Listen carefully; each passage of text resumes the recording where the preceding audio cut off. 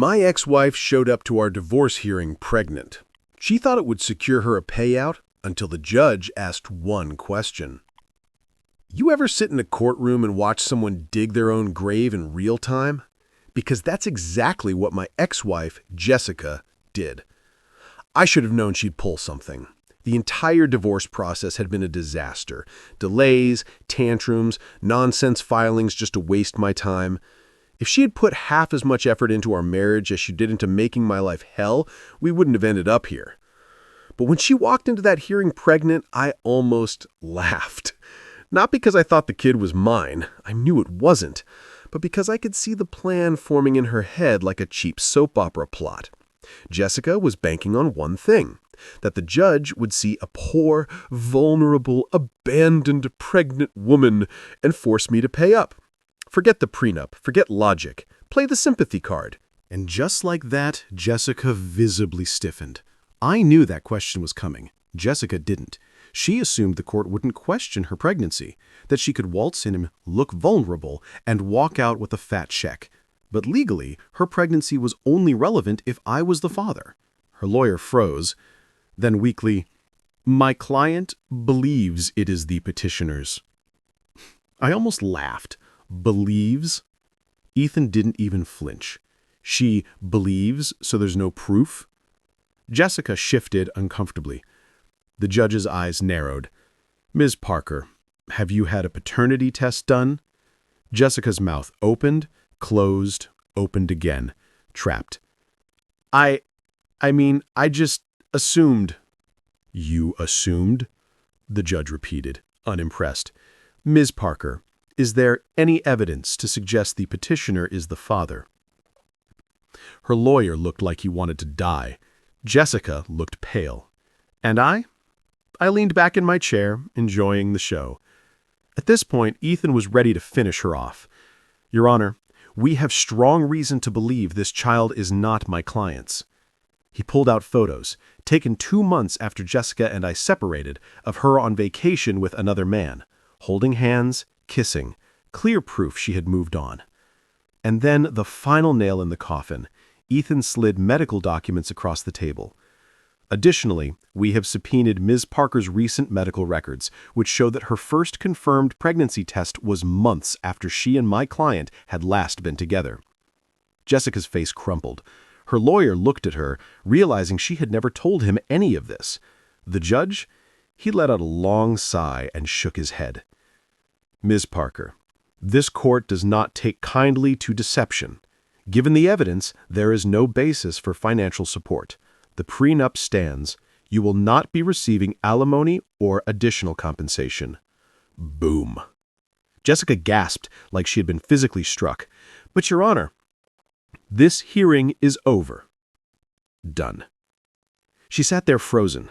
The judge's words were still hanging in the air, but I could see it happening in real time, her brain scrambling for a way out. This wasn't how she thought today would go. In her version of events, she was supposed to cry, look pitiful, and leave with a fat monthly check. Instead, she had been publicly exposed. Her lawyer wasn't even looking at her anymore. He was staring at the floor, probably reevaluating every decision that led him to take this case.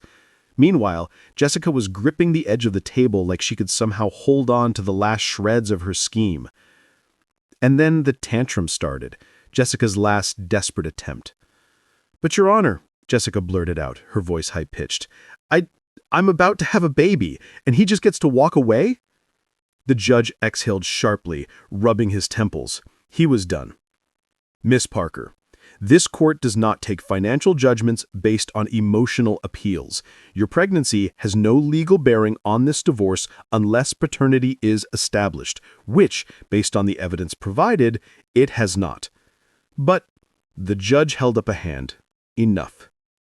Jessica snapped. She turned in her chair, whipping her head toward me. "You're really going to do this to me? To your own child?" There it was, the final gamble. Even after being publicly humiliated, she was still trying to plant doubt. The courtroom went silent. Then I smiled. A slow, amused, merciless smile. "You really want to do this, Jessica?" I leaned forward, voice calm. "You want to go on record accusing me of being the father. Because we can get a court-ordered paternity test right now." Her face twitched. She had nothing. She knew she had nothing. And in that moment, so did everyone else in the room. The judge didn't even bother responding this time. He simply turned to the clerk. "The court is adjourned." Jessica had lost everything.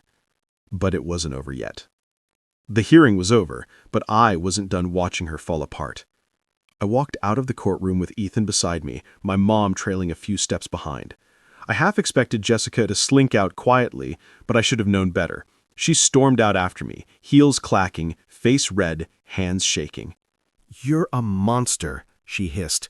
"You let me sit there, humiliated."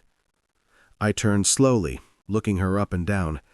"I'm sorry, Jessica, which part humiliated you? The part where you tried to scam the court, or the part where you realized I was 3 steps ahead?" Her jaw clenched. "You set me up." "No, sweetheart," I smiled again. "You set yourself up. I just let you walk into it." She looked like she wanted to throw something at me. But then she tried one last card. She turned to my mom. "Are you seriously okay with this, with what he did to me?" Mom hesitated. Then she crossed her arms. "I'm not okay with what you did to him," she said. "You had us all fooled once. Never again." Jessica's lip quivered. For a second, I thought she might actually cry. Then the real explosion. "I hope you rot," she spat, stepping forward like she wanted to claw at me. "I hope you—" "Miss Parker." The voice came from behind her, a stern, official voice. Jessica froze. 2 court officers had stepped into the hallway. "Come with us, please." Her head snapped around. "What? Why?" "The judge has recommended an inquiry into potential perjury and fraud," one officer said. "You'll need to answer some questions." Her eyes went wide. "Wait, no, that's not—" But they were already leading her back into the courtroom. I let out a slow breath. Ethan patted my shoulder. "Well, that was satisfying." I smirked. Yeah, it was. Jessica was dragged back into the courtroom. I didn't need to. I didn't need to see that moment. The moment those court officers took her away, she ceased to be my problem. But I still made sure to follow up. Turns out the judge wasn't just pissed, he was making an example out of her. Faking financial distress? Bad. Trying to manipulate the court? Worse. Lying under oath? That's perjury. Her fraudulent claims meant she was now under investigation. The court didn't just dismiss her plea for alimony, they flagged her case for potential financial fraud. She had dug her own grave. Over the next few months, I heard bits and pieces. The judge hit her with fines for wasting the court's time, her lawyer dropped her immediately, her attempt to file for government aid? Denied. Turns out they also require proof of paternity. And the cherry on top? Her new boyfriend dumped her. Apparently, after my lawyer pulled out those vacation photos in court, the guy started doing the math. He realized he wasn't the only one she had been with, and suddenly, he wasn't so sure he was the father either. I can only imagine that conversation. A few months after the trial, I got a text from an unknown number. "Jessica, I hope you're happy." I stared at it for a second, then typed back, "I am. Thanks for asking." Then, I blocked the number. I didn't need to hear from her again.